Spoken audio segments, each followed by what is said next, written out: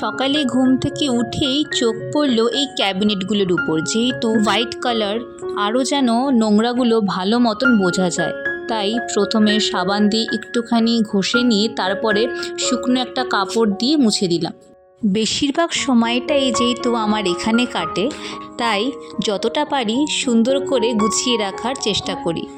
আর আজকে কিছু কিছু জিনিস রিফিল করছি, যেরকম বিস্কিট, ওটস, একটু কাজু বাদাম, মুগ ডাল, এগুলো শেষ হয়ে গেছিলো, তাই নতুন করে আবার কৌটোর মধ্যে আজকে ভরলাম। আর সবথেকে আমার পছন্দ বিস্কিটের বক্সে নতুন করে আবার বিস্কিট রিফিল করা, কারণ আমি বিস্কিট খেতে প্রচণ্ড পছন্দ করি। আজকে হাতে অনেকটাই সময় ছিল, তাই ভাবলাম এই কাজগুলো একটু করে নিই। আর জানো তো, আমার একটা খুব খারাপ স্বভাব আছে, যতই সুন্দর সুন্দর কৌটো কিনি না কেন, যদি কোনো একটা জিনিসের কৌটো শেষ হওয়ার পরে যদি থেকে যায়, আমি সেইটাকেই একটা কাজে লাগিয়ে দিই। তোমরাও কি এরকম করো? তাহলে কিন্তু অবশ্যই জানিও আমাকে।